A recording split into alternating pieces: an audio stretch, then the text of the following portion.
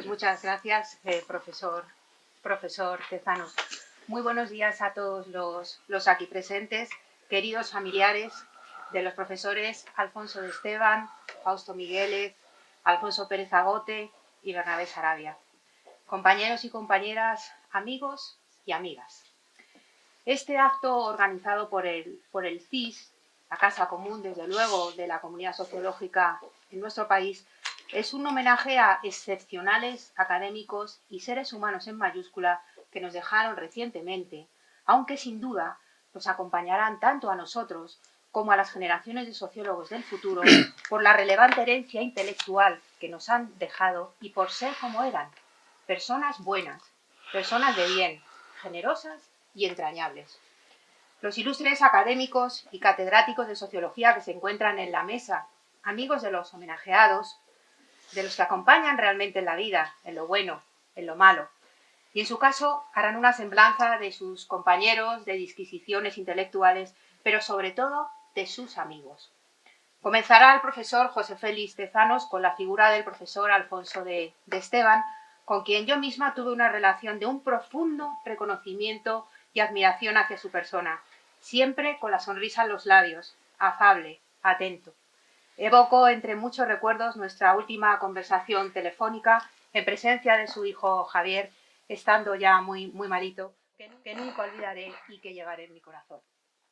A continuación intervendrá el profesor Carlos Prieto, haciendo una semblanza del profesor Fausto Migueles, con quien no tuve una relación estrecha, pero conocí a propósito de un libro del CIS, España 2015, y a quien recuerdo por su rigor en el trabajo, gentileza y amabilidad extrema.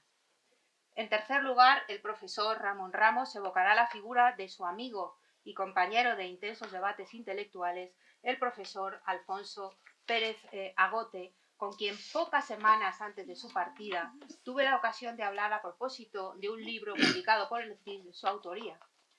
Iba en el coche con su esposa y su voz denotaba cansancio, a la par que gran ilusión por el proyecto que comentábamos. En cuarto lugar, el profesor Emilio Lamo de Espinosa rememorará al profesor Bernabé Sarabia, a quien conocí hace décadas. No en vano fue compañero de departamento de mi madre en la universidad, quien me trasladó sobre su bondad, educación exquisita y caballerosidad, valores que desde luego le acompañaron a lo largo de toda su vida. Personalmente tuve el privilegio de compartir con él cuestiones profesionales y en todo momento reconocí al hombre bondadoso, atento y amable. Desde luego, los profesores Alfonso de Esteban, Fausto Migueles, Alfonso Pérez Agote y Bernabé Sarabia hicieron suyas las reflexiones de Séneca, cuando me van a permitir que les lea literalmente lo que decía Séneca. No te dejes vencer por nada extraño a tu espíritu. Piensa, en medio de los accidentes de la vida, que tienes dentro de ti una fuerza madre, algo fuerte e indestructible, como un eje diamantino, alrededor del cual giran los hechos mezquinos que forman la trama del diario vivir, y sean cuales fueran los sucesos que sobre ti caigan, sean de los que llamamos prósperos o de los que llamamos adversos o de los que parecen envilecernos con su contacto, mantente de tal modo firme y erguido que al menos se pueda decir siempre de ti que eres un hombre.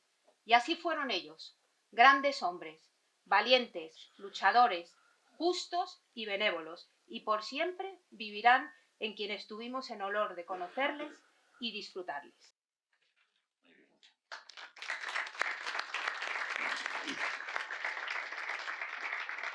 A continuación tiene la palabra el profesor José Félix Tezanos.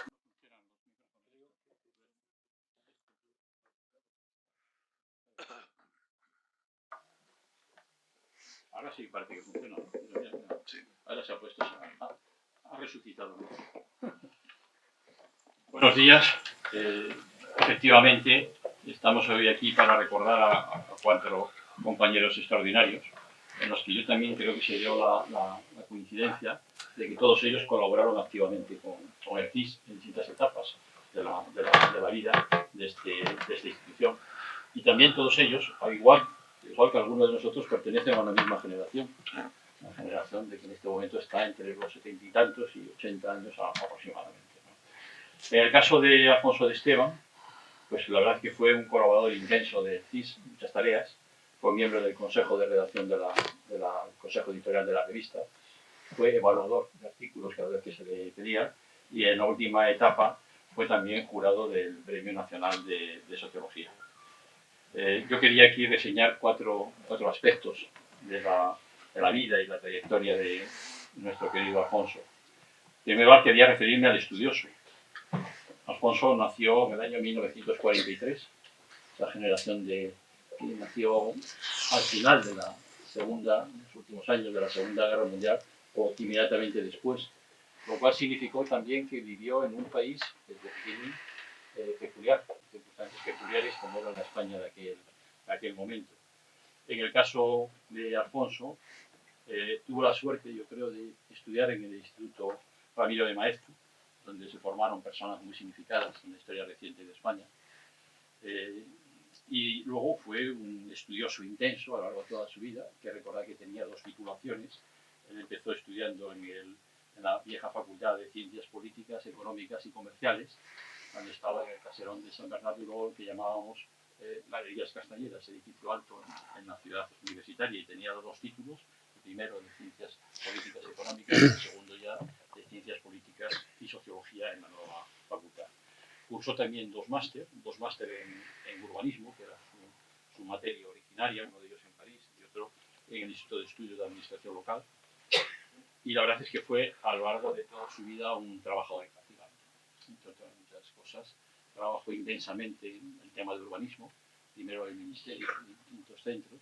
Él a veces hacía la broma, cuando hablaba de sus años de antigüedad en la seguridad social, que tenía una cantidad de años que era imposible, porque tenía, no sé si 55 o 60 años. Acumulaba también una cantidad de años iniciales trabajados antes del periodo de la universidad en cuestiones de urbanismo. En segundo lugar, me gustaría destacar también el académico. Fue doctor en Ciencias Económicas y Comerciales, tuvo la máxima calificación, fue doctor honoris causa, entre otros honores, en la Universidad de Bucarest. Tuvo una carrera académica muy brillante. No fue fácil su carrera académica, tuvo que luchar mucho, demostró también su verdadera talla humana y su carácter. Sacó pronto la plaza de profesor titular en el año 1977. Probablemente en esto, su carrera académica, yo creo que seguía la influencia de su hermano mayor, inmediatamente mayor, enorme académico, Jorge de Esteban, con el que yo creo que somos muchos los que pensamos, la persona que empezó a utilizar, desde el punto de vista de la ciencia del derecho político, lo que podía ser la transición. Yo creo que los españoles tenemos todavía una deuda de reconocimiento como el enorme papel que desempeñó Jorge de Esteban en este papel. Entonces, eso fue una influencia probablemente importante en sus primeros años académicos. Digo ya que sacó pronto la plaza de profesor titular y, pues, debido a circunstancias injustas que se vio sometido ulteriormente, y hay que decirlo así, que sufrió con aquellas circunstancias, sacó finalmente la cátedra de Sociología en la Universidad de Valencia en el año 1999 y posteriormente se presentó y sacó una nueva cátedra, la cátedra de Sociología en la nueva universidad, la Universidad de Juan Carlos. Y luego, bueno, pues desde el punto de vista académico, su producción no es este lugar, una exposición de currículum detallado, pero tenía una producción académica de libros, de artículos científicos. De hecho, merecía la máxima calificación de sesenios, o 5 sesenios, y ya caracterizaba la condición de catedrático y 6 quinquenios de docencia sobradamente reconocidos. Yo, en tercer lugar, quería hacer también referencia a una dimensión que me parece muy importante en Alfonso de Esteban, que es su dimensión de académico comprometido. Practicó lo que a algunos se conoce como el altruismo académico, es decir, no se limitó a sacar sus plazas y vivir confortablemente, sino se comprometió en la vida académica. Fue miembro de la Junta de Facultad, del claustro, fue vicedecano de la Facultad de Políticas y Sociología de la Complutense, luego fue decano de esa misma facultad durante bastantes años y finalmente también fue decano en la facultad que era la Facultad de Ciencias de la Comunicación y del Turismo, donde está ubicada Sociología en la Universidad de Rey Juan Carlos. Eso y su trabajo en tesis doctorales, en comisiones, en distintas instancias, traducía esa capacidad de altruismo, no ser solamente un docente, un catedrático, sino ejercerlo también en la transmisión del conocimiento y de las formas de comportarse y demás de los catedráticos. Lo cual también lo hacía digno de todo el conocimiento y todo. Y he dejado para último lugar, en cuarto lugar, la persona. La persona. Alfonso era una persona de personalidad afable. Yo creo que desbordaba bonomía y cordialidad. Era capaz, sabía disfrutar de las pequeñas cosas, de los pequeños asuntos. Y también se esforzaba por hacer feliz la vida de los demás. Gil y yo recordábamos el otro día la cantidad de veces que comimos con él, que desayunamos en distintos sitios, en cursos, en tesis doctorales, en oposiciones. Recordamos especialmente, no sé por qué, la Universidad de Mérida, donde él fue quien salió en un artículo de su jornada, con su coche todos los kilómetros y demás. Y la verdad es que pasamos momentos extraordinarios y que siempre recordaremos, ¿no? Era un luchador y un trabajador. Yo creo que nunca, insisto que no lo tuvo fácil, nunca se rindió. Y siempre mantuvo la esperanza, la capacidad de seguir trabajando, de seguir dando todo su conocimiento a todo lo que podía hacer. Y yo creo que su compromiso con la vida fue un ejemplo para todos nosotros. Gil ya ha mencionado esa última llamada cuando él ya, no es que se rindiera, que comprendió ya que ya era imposible, ya había pasado varios ciclos de enfermedad y no había ninguna posibilidad. Y eso yo es la primera persona que conozco que te haya llamado con una entereza de ánimo enorme para despedirse de ti. Y una última reflexión que no puedo dejar de hacer sobre Alfonso de Esteban. Ese compromiso suyo era un compromiso que también trasladó, sin sectarismo alguno, a la arena política. Fue durante 6 años miembro de la Junta Electoral Central. Yo creo que es el primer catedrático de sociología y único hasta la fecha que ha pertenecido a esa institución tan señera. Yo luego me he preguntado alguna vez, ¿teníamos ideas distintas? Sin duda teníamos ideas políticas distintas. Probablemente no eran tan distintas como a veces algunos se empeñan en hacernos creer. Pero yo nunca sentí, cuando hablaba con él, o lo único que sentía es que hablaba con un amigo, una persona que tenía afecto y respeto, no una persona que tenía otras ideas. Era un espíritu que formó parte de una época y que es importante que se mantenga. Yo creo que siempre se mantiene en el ámbito académico. No existen esas cosas que hacen en algunos ámbitos en el mundo académico. Y con él, digamos, pues era ejemplar poder tener esa convivencia y esa capacidad de comprensión. ¿Qué más podríamos decir en este acto? Pues sinceramente, me dirigiría a Alfonso, al querido Alfonso, y le diría que siempre estará presente en nuestros corazones. Muchas gracias.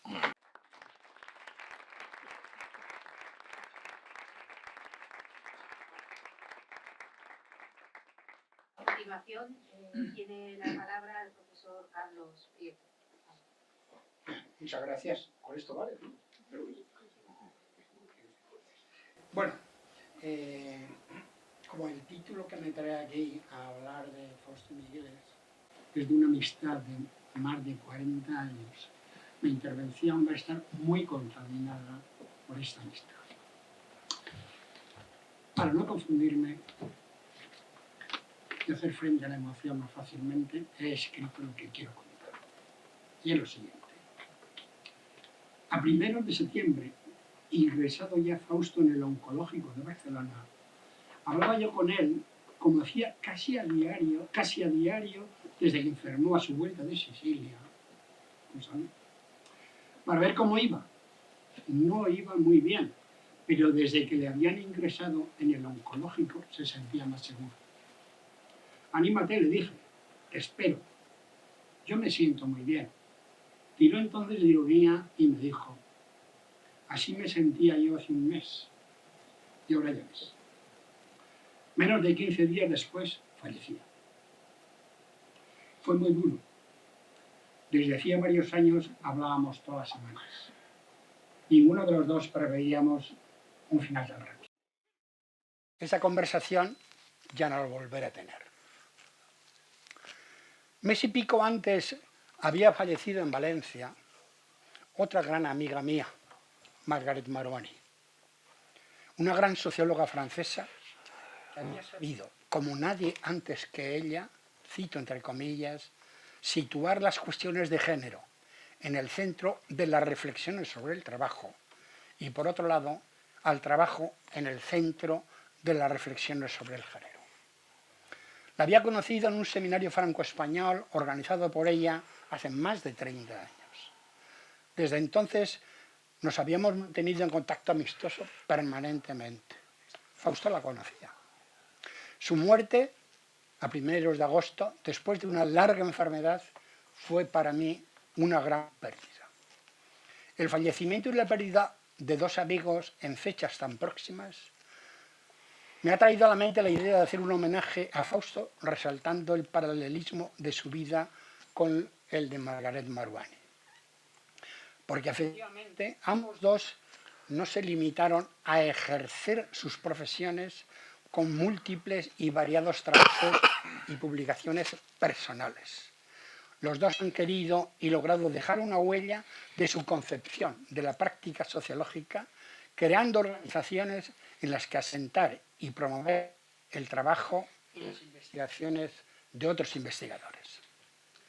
Maruani fue la creadora y promotora del Grupo de Investigación Internacional MAGE, Mercado, y de la revista Travail, Genre et Société, Trabajo y Sociedad. Fausto promovió el Grupo de Investigaciones QUIT, probablemente el grupo de investigación más fértil que se ha producido en España en las últimas décadas, en la Universidad Autónoma de Barcelona, y estuvo presente y activo en la primera etapa del lanzamiento de Sociología del Trabajo.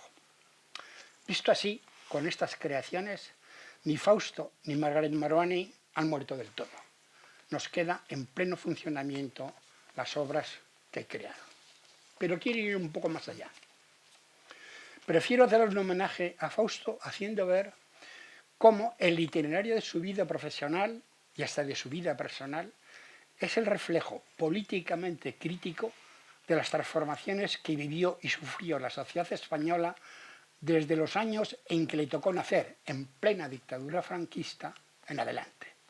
Fausto nace en un pueblo de provincias en los años 40.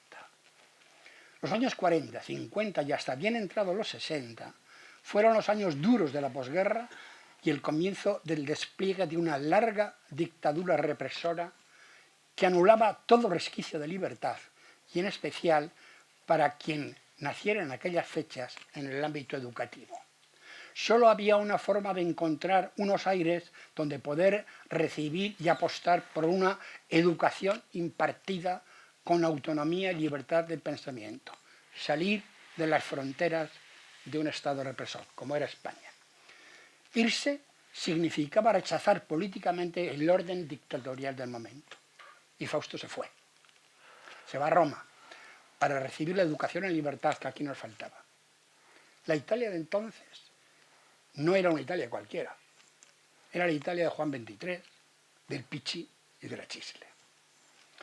A este primer gesto político, crítico, unirá enseguida un segundo. Cuando tiene que elegir carrera universitaria en Italia, opta por la sociología. En los años 60 y hasta mediados de los 70, que un ciudadano español optara por estudiar sociología no significaba para nada lo mismo que puede significar ahora, como si fuera una especialidad académica, entre otras. En España, la sociología era entonces una disciplina académica ausente de la universidad. Y estaba ausente porque el régimen consideraba que era una disciplina contaminada políticamente. Lo más próximo a la sociología era lo que en aquellos años se llamaba doctrina social de la Iglesia. En correspondencia con ello, el que un joven ciudadano español, fuera de España, optara por estudiar sociología era, antes que nada, una opción política.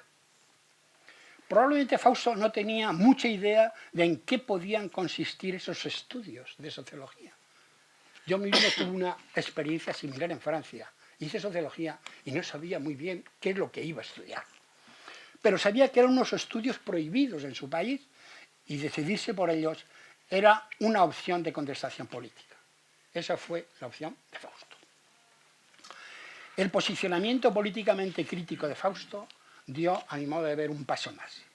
Ya dentro de la sociología orienta su esfuerzo formativo e investigador hacia una temática muy natural en los años de la Europa de los años 60 y 70, pero a la vez con una fuerte carga política.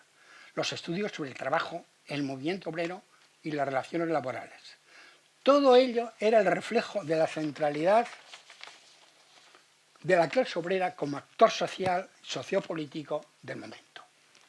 De ahí saldrán, en el caso de Fausto, dos de sus investigaciones seminales más significativas en la historia de la investigación sociológica española: la lucha de los mineros asturianos bajo el franquismo y lo que será su tesis doctoral, SEAT, la empresa modelo del régimen. Las dos publicadas en 1977 y cuyo trabajo de investigación tuvo lugar en los años anteriores. El interés científico de Fausto no será ajeno a su compromiso político en favor de la clase trabajadora y su participación en la creación y consolidación de comisiones obreras. Fausto será fiel a su vocación de sociólogo comprometido y a su compromiso político a lo largo de toda su vida. Durante casi 50 años de vida profesional activa, publicó 64 artículos, participó en 33 obras colectivas, publicó 6 libros, coordinó 3 y dirigió 11 tesis doctorales. No merece la pena resaltar unas publicaciones por encima de otras. Temáticamente, su interés por el estudio de las condiciones de trabajo de la clase obrera se extendió hacia otros ámbitos más globalizadores, pero sin salirse de reconocer que el trabajo es una parte esencial de la sociedad, del orden social y de nuestra vida. Y que, por lo tanto, no puede dejarse ese trabajo, como viene sucediendo en los últimos años, en manos del mercado. Si su primera obra trata de relaciones de trabajo en la SEAT, la última ha consistido en la coordinación, junto con Ramón Alós, de un monográfico publicado en Cuaderno de Relaciones Laborales titulado El sindicalismo en la era digital. Cuando se dio el número, Fausto estaba ya en el oncológico de Barcelona, donde falleció. He perdido un gran amigo y esa pérdida es imposible de compensar. Ya no puedo recuperar esa conversación que tenía con él todas las semanas y que mantenía vivo el calor de algo tan importante en la vida como la amistad. La amistad, decía Aristóteles en la Ética a Nicómaco, es lo más necesario para la vida. En efecto, sin amigos nadie querría vivir, aunque tuviera todos los otros bienes. Cierro comillas. Me queda el pequeño consuelo de saber que para todos los demás, más allá de sus amigos, nos queda la huella de su obra y de su vida, que sigue abierta y permanece. Podemos seguir aprendiendo de ella. Nada más.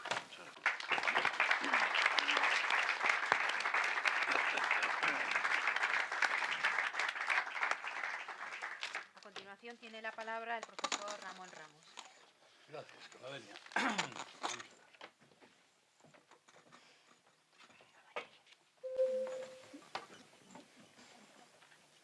Esto no funciona. Es que Más cómodo. la mano no me gusta.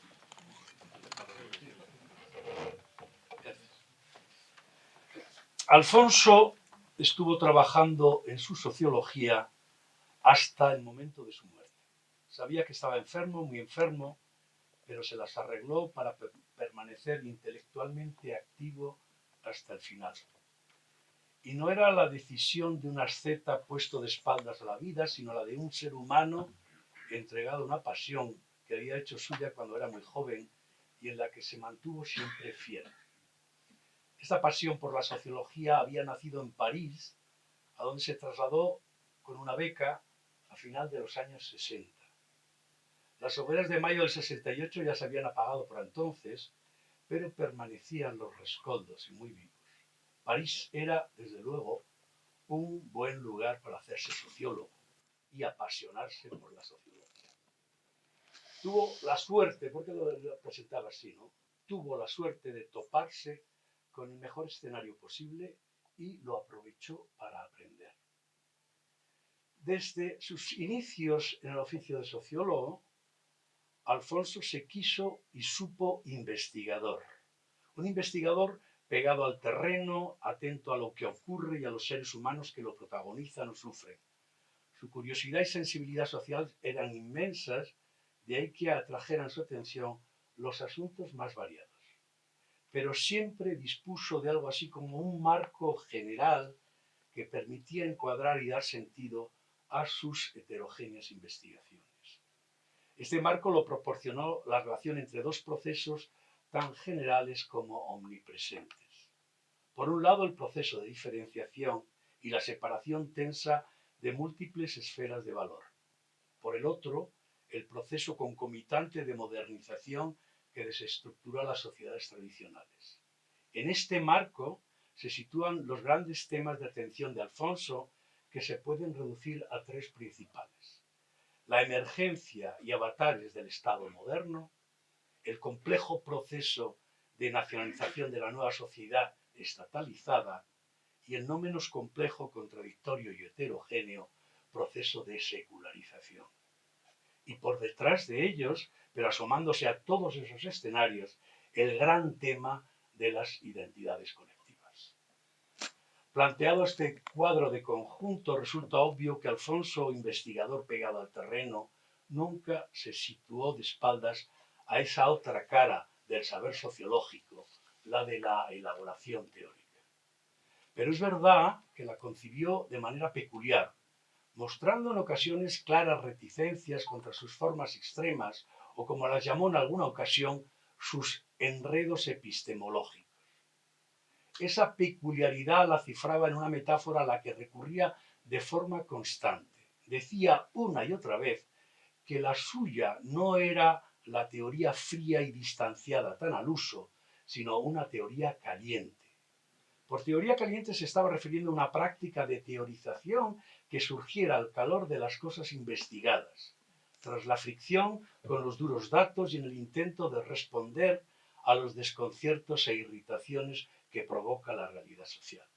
Es pues una teoría en caliente que no se contenta con el simple juego conceptual o la abstracción descarnada. Esa teoría nunca debe apartarse del objeto para el que se construye. Y además, como sus constructores y usuarios, debemos ser plenamente conscientes de sus límites y, en consecuencia, reconocer que nunca podrá hacernos plenamente inteligible el objeto que contempla. Alfonso decía con frecuencia que la ciencia social nunca podrá proporcionarnos la verdad de las cosas que contemplamos y nos importan. Ha de limitarse a proporcionarnos saberes contrastados, pero provisionales, que se puedan mantener en el tiempo, pero también que están abiertos a enmienda. Una especie de saber del mientras tanto y del como sí, un saber modesto y realista, un saber que pone al sociólogo no por encima de la sociedad, vestido con los ropones del sabio platónico y atento a dictar la verdad y lo correcto, sino en un nivel cercano y oficiando como un estudioso que ve las cosas de forma peculiar y quiere colaborar con la sociedad de seres humanos de carne y hueso que estudia. Para lograrlo, el sociólogo debe escuchar.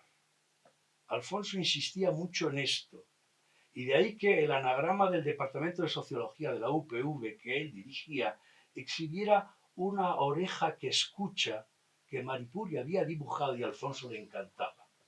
El sociólogo no se puede limitar a ver y dar cuenta de lo visto, decía, sino que tiene como tarea principal escuchar, es decir, atender a las razones que tiene la gente para actuar como actúa y creer lo que cree. Y no lo hemos de hacer para juzgar si son buenas o malas esas razones, si son realistas o verdaderas las creencias, sino simplemente para saber cómo y por qué lo que puede parecernos irracional y ser contrario a nuestra manera de ver el mundo es sostenido por alguien que puede tener y tiene razones y actúa en consecuencia. Alfonso llamaba a este cometido fundamental de la escucha sociológica su momento fenomenológico, aquel en el que nos ponemos a reconstruir el mundo de vida de los sujetos estudiados. Distinto y posterior es el que denominaba su momento genético, en el que nos ponemos a indagar quiénes, cuándo y cómo se construyeron esas maneras de concebir las cosas, cuáles fueron las prácticas reflexivas que performativamente acabaron asentando ese mundo de vida y de qué recursos disponemos para mantenerlo. Haciendo esto y ateniéndose a esta modesta tarea, la sociología que surge de la investigación hace más transparente el mundo en el que estamos incrustados como actores sociales. Por lo demás, esa sociología ha de ser una empresa colectiva. Alfonso siempre insistió en esto y actuó en plena consecuencia. De ahí su labor incansable como organizador de instituciones de investigación y creador y mantenedor de redes y encuentros. En Bilbao puso en marcha el Centro para el Estudio sobre la Identidad Colectiva. En Madrid fue crucial en la creación del Instituto Complutense para el Estudio de las Transformaciones Sociales Contemporáneas. Fue además miembro activo de muchas otras organizaciones en España y fuera de España. En todos los casos, proponía que la tarea principal era construir redes de comunicación e intercambio de ideas, reclutar, y esto era muy importante para él, jóvenes investigadores prometedores, poner en marcha indagaciones que fueran tratando desde múltiples perspectivas las mil caras de la compleja realidad social. Y para hacer todo esto hacía falta financiación, y Alfonso, como el gran mago que era, la conseguía y aseguraba que la investigación se realizara, que la estancia de estudios contara con recursos, que la reunión para debatir ponencias que después se recogían en el libro tuviera lugar, y además, el enorme milagro, que los pobres ponentes pudieran comer juntos y en alegre compañía. Este es un retrato mínimo en miniatura de la labor realizada por Alfonso Pérez-Agote a lo largo de sus años de vida. Es la cara más apolínea, que no puede ocultar su otra cara, tan relevante como la primera, su cara dionisíaca. Alfonso amaba la vida, comer, beber, reír y reírse de sí mismo, jugar incansablemente con el lenguaje y hacer que el sí se convirtiera en no y el no en sí, desquebrajar las solemnidades acartonadas con las que algunos se presentaban, apostar por el humor, importantísimo para él, que los más siesos se empeñan en erradicar del mundo de la comunicación científica. Y sobre todo le gustaban dos cosas por encima incluso de su pasión sociológica. La primera eran sus amigos. Una de las cosas que más extrañeza me provocan es que Alfonso, que amaba sin límites la amistad, no se embarcara nunca en una sociología de la amistad que fuera más allá de la filía griega o de la amicicia latina. Él era un verdadero sabio en esos menesteres, un verdadero virtuoso de la amistad que le hubiera encantado al mismísimo Cicerón. Sus amigos se distribuían por el mundo entero, eran de todas las edades y desde luego no se limitaban al mundo académico. Lo que más le podía gustar era actuar de anfitrión y mediador, presentar unos amigos a otros, seguro de que entre ellos se habrían de entender, para lo que se empleaba a fondo. Y su otra pasión, la más fuerte, la que más le ayudó a vivir, evidentemente era su familia. Sus nietos, el hijo Roque, con el que cuando cuadraba iba bufanda de hincha al cuello a la catedral a ver al Atleti, y Maripuri, su pintora favorita, como le encantaba llamarla.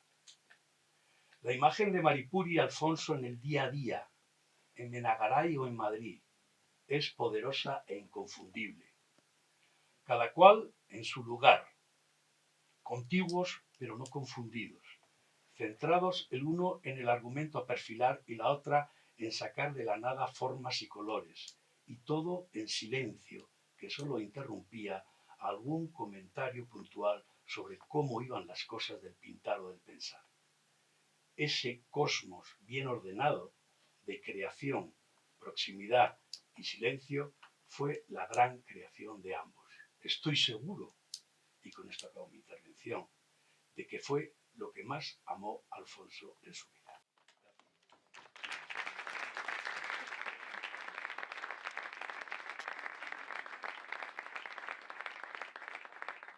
A continuación tiene la palabra el profesor Emilio Namor Espinosa.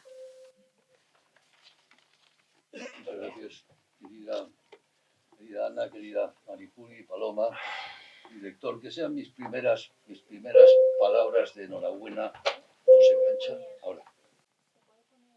¿Lo tengo que poner? ¿Sí? Cuando está en rojo, sí. No, decía que desean mis primeras palabras de enhorabuena al CIS por esta magnífica iniciativa. Creo que nunca se ha producido un acto de este tipo homenajeando a compañeros fallecidos y espero que este sea el comienzo de una larga tradición. Homenajear a cuatro en este caso, fallecidos el último año, es evidentemente un momento doloroso para casi todos los que estamos aquí, que debe servir para recordar el pasado, pero también para una reflexión sobre el futuro. Memento mori, acuérdate de que eres mortal, susurraban al oído a los generales romanos victoriosos cuando desfilaban en plena gloria entrando en Roma. Somos mortales, casi la única certeza ontológica que tenemos. Y como tales vivimos dos veces. Vivimos una vez en cuerpo y alma, podemos disfrutar la vida biológica, la vida física, son nuestras propias experiencias. La otra, la segunda, la vivimos si acaso en la memoria de quienes nos conocieron, quizá nos apreciaron o incluso puede que nos amaran. Fueron sus experiencias y no las nuestras. Después, el silencio al que todos estamos abocados antes o después. Hoy vamos a dar vida de nuevo en la memoria a 4 compañeros. Con 2 de ellos tuve una relación de amistad y de trabajo muy estrecha, tanto que son casi vidas paralelas con la mía, la de Alfonso Pérez Agote y la de Bernabé Sarabia, y de modo que mis experiencias y las suyas no puedo realmente separarlas. Un acto como este, sin embargo, me trae inevitablemente al recuerdo otros compañeros que quedaron en el camino. En esta casa no puedo no mencionar a un amigo inolvidable, Luis Rodríguez Zúñiga, y a su esposa Mercedes. Como sabemos, un precioso retrato de Luis Rodríguez Zúñiga podemos verlo en el piso de arriba en la colección de directores del Centro de Investigaciones Sociológicas. Vidas marcadas todos ellos y todas ellas, y lo digo con bastante seguridad, por una ilusión juvenil, pasión se ha dicho, ciertamente juvenil, en 3 objetivos ambiciosos, 3 proyectos, ¿no? La ciencia y el conocimiento, la sabiduría, la universidad como su caldo de cultivo y finalmente España como su resultado, una España moderna, una España libre. Ciencia, universidad y España, por este orden, han sido, creo que casi únicamente los objetivos de nuestros desvelos. Creíamos en la ciencia, en el valor de conocimiento, en la capacidad redentora, salvífica, la ciencia nos debería hacer libres. Creíamos sin duda en la universidad como el espacio donde se produce conocimiento en una comunidad de estudios abierta, dialogante, y creíamos y esperábamos también finalmente en una España moderna, europea, pero sobre todo libre y próspera. Me pregunto qué quedaba hoy de aquellas 3 ilusiones juveniles en todos nosotros, con una ciencia muchas veces intoxicada, una universidad sorprendentemente intolerante y una España en alguna medida no poca menguante. No puedo olvidar a Alfonso Pérez Agote, no podría hacerlo aunque quisiera, pues me ha acompañado desde los años 70, cuando nos reuníamos en mi casa ya de noche en Madrid para leer y discutir con Ramón y otros los Ulises de Marx o Espíritu, Persona y Sociedad de George Smith, acompañado siempre por unos guisos de patatas y de cebollas maravillosos que cocinaba siempre Alfonso. Ramón es testigo de su alta calidad culinaria. Allí se generó un grupo de amigos sociólogos que me ha acompañado durante décadas. El azar ha hecho, sin embargo, que me toque hoy hablar de otro compañero y también amigo. Pues el pasado 19 de septiembre fallecía en Madrid, también víctima de cáncer como Alfonso, y también después de una larga enfermedad, Bernabé Sarabia Heydrich. Poco sé de sus orígenes familiares, salvo que había nacido en 1944 en Madrid. Licenciado en Filosofía y Letras en la Universidad Complutense en 1972, pocos años más tarde gana plaza por oposición de técnico del Instituto Nacional de Empleo, tarea sin embargo que abandona pronto para doctorarse en 1982 en esta misma universidad, con sobresaliente cum laude, con una tesis que dirigió José Ramón Torregrosa, sin duda su primer maestro, titulada Nuevas perspectivas en la teoría psicosociológica, etnometodología. Y sospecho que debe ser la primera investigación rigurosa en España sobre esta importante corriente teórica, la etnometodología, tema al que dedicará mucho de su trabajo, como veremos después.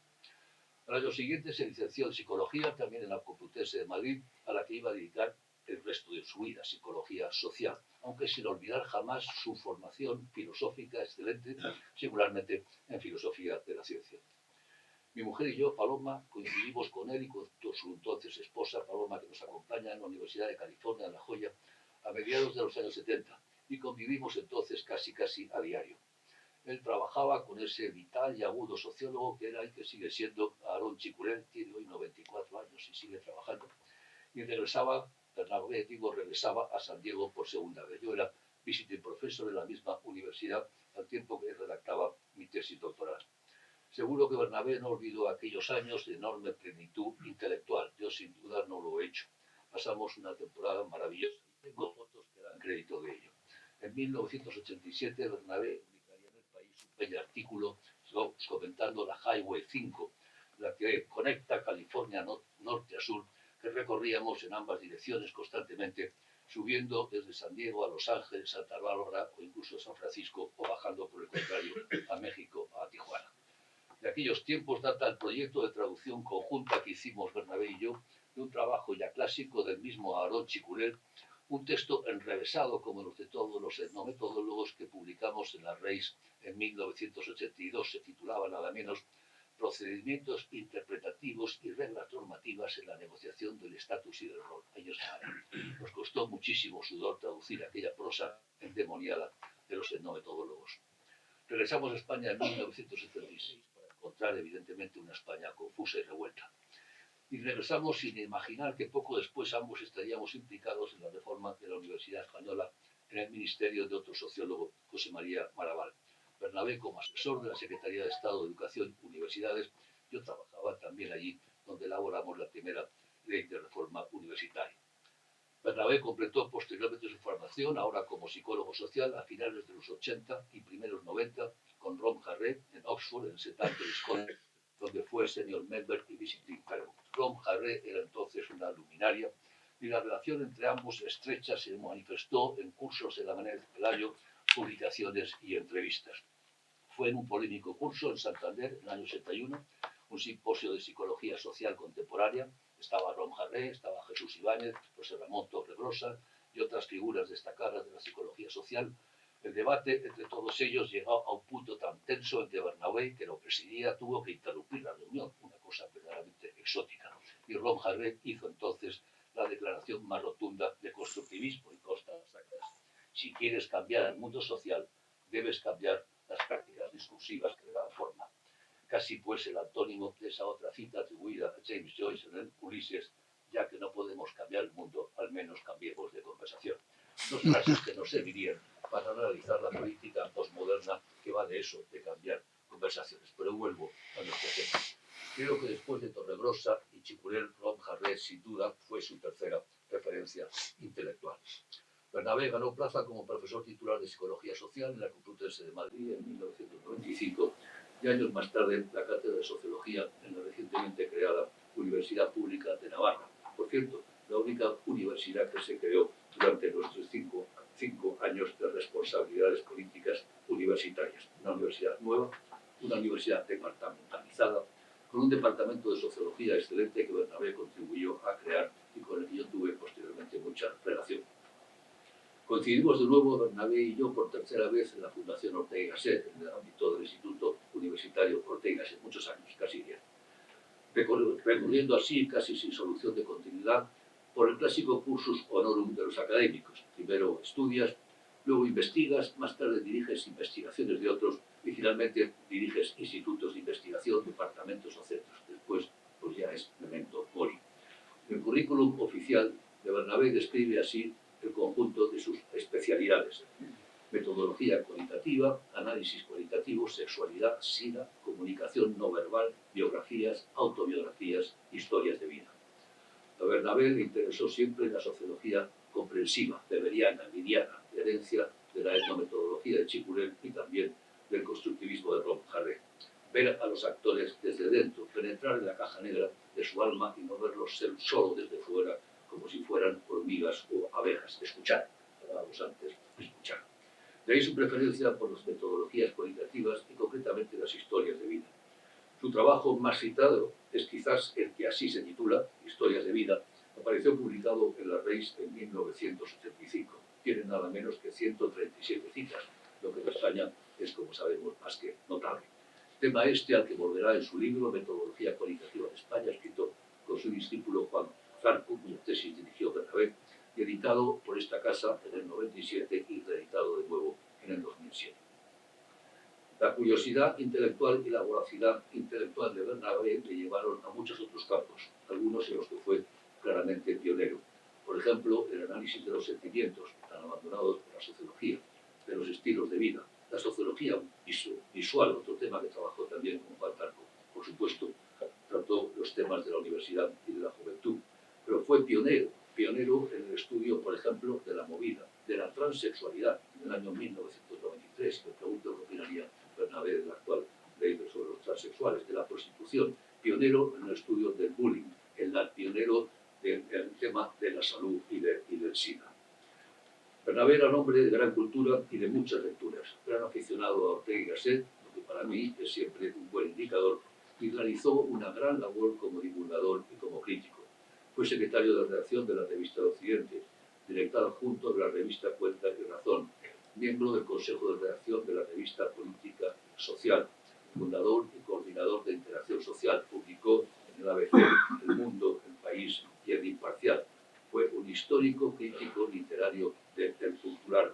Y de hecho, si no me equivoco, el último texto suyo editado apareció en este medio en febrero de este año y se ocupaba del libro Calidad de vida en personas adultas y mayores. Bernabé se preguntaba en el título, ¿en qué consiste ser mayor? Buena pregunta que nos afecta a muchos en este momento. Bernabé era hombre sereno, pausado en el exterior, sospecho que no tanto por dentro, reflexivo, atento al detalle micro que desvela una estructura profunda, los aleph de la sociología, siempre con aspecto elegante, joven, incluso cuando ya no lo era. Los últimos años compartía con Bernabé una tertulia mensual, un almuerzo con un amplio grupo de amigos. Algunos nos acompañan hoy aquí. Fue nuestro cuarto y último encuentro. Hemos discutido en esas tertulias de todo lo divino y lo humano. Un buen almuerzo y un buen vino despertaban sin duda el espíritu. Se sentaba puntualmente frente a mí, ambos a la derecha de la mesa y a la izquierda de la presidencia. Y así quiero recordarlo hoy, sacudiendo la cabeza, colocándose el pelo que caía por la frente, antes de interrumpir a alguien para comentar con viveza e incluso con vehemencia alguna idea, como un buen comensal y compañero en la tarea de devorar la vida, desde la buena ciencia, en una universidad que debería ser de calidad y por la mejor de España. Bernabé vive ahora en el recuerdo y la memoria de quienes lo conocimos y le apreciamos. Despidámosle a él y a nosotros también con estas bellas palabras de San Agustín. Que mi nombre se pronuncie en casa como siempre lo fue, sin énfasis ninguno, sin huella alguna de sombra. La vida es lo que siempre fue, el hilo no se ha cortado. ¿Por qué habría yo de estar fuera de tus pensamientos solo porque estoy fuera de tu vista? No estoy lejos, tan solo a la vuelta del camino. Y allí, a la vuelta del camino, nos encontraremos todos por quinta vez. Descansa en paz. Gracias.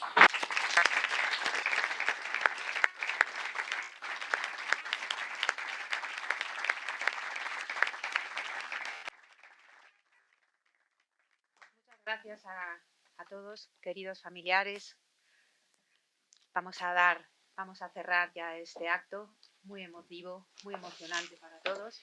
Y desde luego, todos nuestros compañeros que partieron están con nosotros en nuestros corazones por siempre y con su legado intelectual pues vivirán también por siempre. Pues descansen en paz.